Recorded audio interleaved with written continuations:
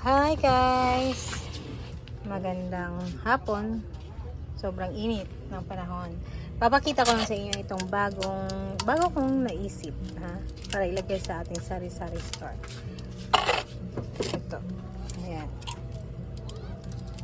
Dahil malapit tayo sa school, yung mga estudyante mahilig sa mga iced coffee, yung malalamig, yung may ice, katulad ng mga Chucky, juice, mga ganyan, Bear Brand, Milo, na ready to drink. So, binigyan natin sila ng ganito guys.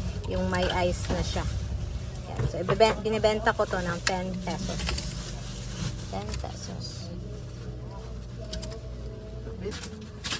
Ayan. Ito yung sinasabi ko sa inyong mga coffee.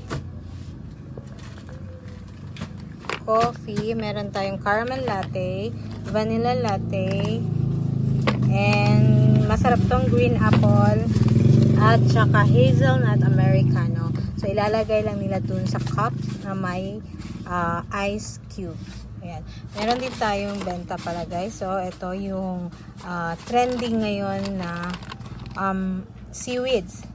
At saka yung buldak natin na samyang ay ubos na. Sobrang bilis maubos dito sa sari-sari store natin. Itong samyang. Yung samyang. So, may parating na naman. So, update lang ako guys. If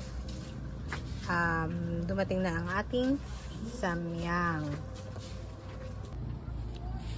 Ayan, may news tayo. May bagong news tayo para balita para sa ating isa sa pinakamalakas dito sa ating tindahan, Nestle products. So, our value trade partners, price adjustment of Nescafe mixes. So, ibig sabihin, mag-increase na naman ang ating mga kape. Effective February 1. Pero sabi ni ahente, hindi daw natuloy ang increase ng mga twin packs. So, yan lang dyan. Yung mga, yun, disregard na natin yung twin packs, guys. So, ito, yung mga refill pack, yung mga classic, ayan. So, magiging 25 na ata ang 23 grams. Yes, andyan. So, yung tingnan natin yung so, sa Maggi Chicken Cubes, kung may benta kayong Maggi Chicken Cubes, yung SRP na niya is 5.7. So, bibenta natin yan ng 7 pesos na. Same na siya ng Knorr. So, ito pala, yung mga non, milk, mga Cerelac, Nido, Nestogen, sa lahat ng gatas.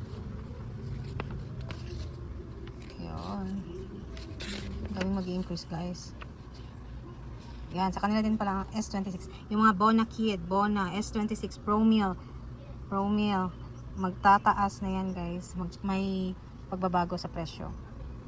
So, ayun lang mga kasari. Yan yung update natin. So, abang-abang kayo sa price increase ng Nestle products.